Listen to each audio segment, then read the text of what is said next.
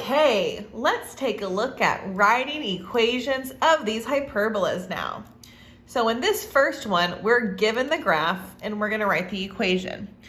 So what I'm going to notice first is that this graph is a horizontal hyperbola because the parabolas are on the left and the right. So let me make a note of that. And now I'm just going to kind of write a rough draft of my equation that I can fill in. So I know it's going to be x something squared, because x comes first because it's horizontal, minus y something squared, and I know it always equals 1. So now we can just kind of fill in our blanks. So I know these first two pieces come from the center, so let's figure out who that is. 0, 1. So now since this is going to be 0, I don't need the parentheses. I can just write x squared. And then minus 1 for y. So now I need to figure out a and b.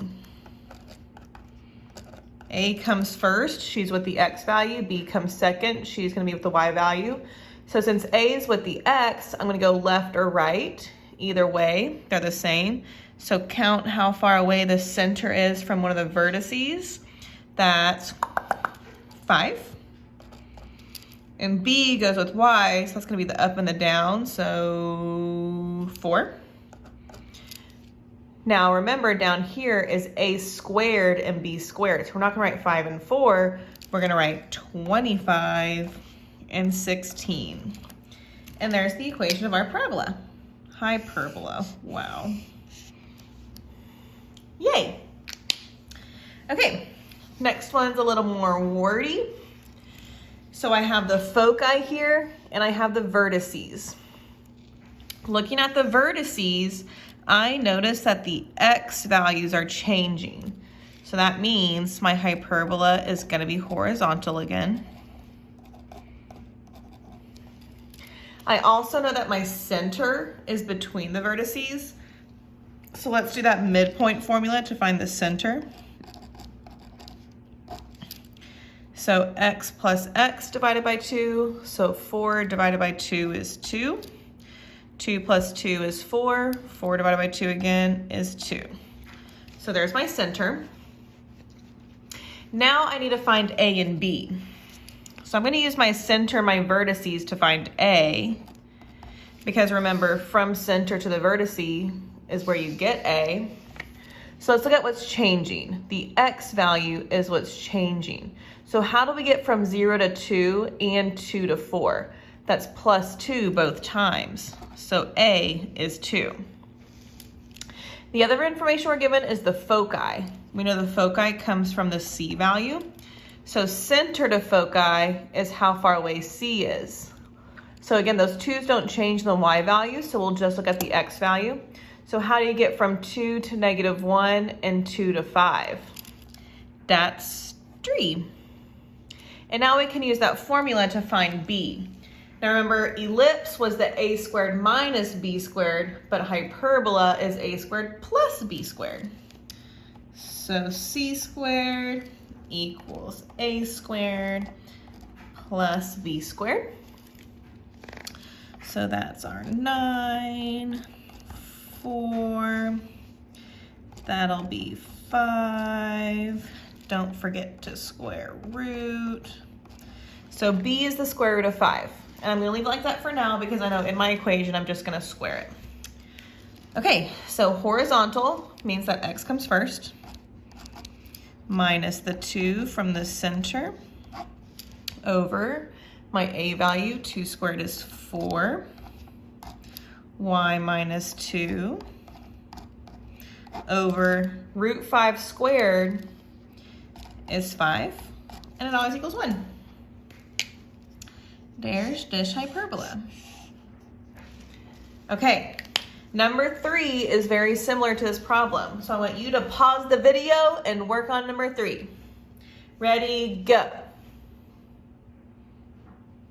Pause. Did you pause it? Okay. Wow, welcome back from your pause. Let's check your number 3. So the first thing you noticed was that on the vertices, the y values changed. That means this was vertical. And then you did the center by doing the midpoint formula. So you said 4 plus 4 is 8. 8 divided by 2 is 4. Negative 3 plus 1 is 2. 2 divided by 2, oh sorry, negative 2. Negative 2 divided by 2 is negative 1. And then from here, center to vertice is the a value. So negative 1 to negative 3, negative 1 to positive 1 was 2. Did you get that right so far? Yay! So now let's go from center to foci for C. The 4's don't change, so we'll go negative 1 to negative 5 and negative 1 to 3. That's a 4 both ways. And then we'll use A and C to find B. But you already did this. We're just checking our answer now, right? So you got the square root of 12. Holler. Let's write our equation. It's vertical, so y comes first. And this is where a lot of people mess up. You're gonna put y minus 4. Nah, sis. The y value is negative 1. So y plus 1 over 2 squared is 4. X minus the 4 over root 12 squared is 12. And it equals 1. That's my favorite part, equals 1. Y'all's too? I know it's Cheyenne's favorite part.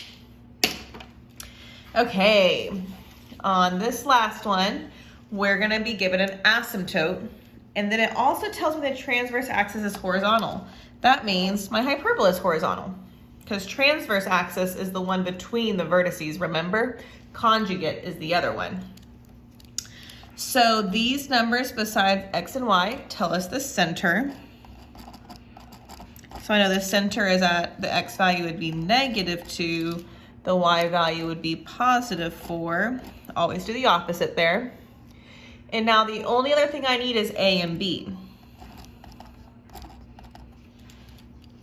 Okay, so we're gonna get this from looking at our slope.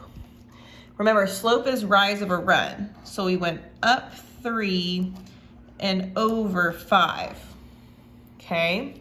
Since my hyperbola is horizontal, the left and right 5 is gonna go with the A.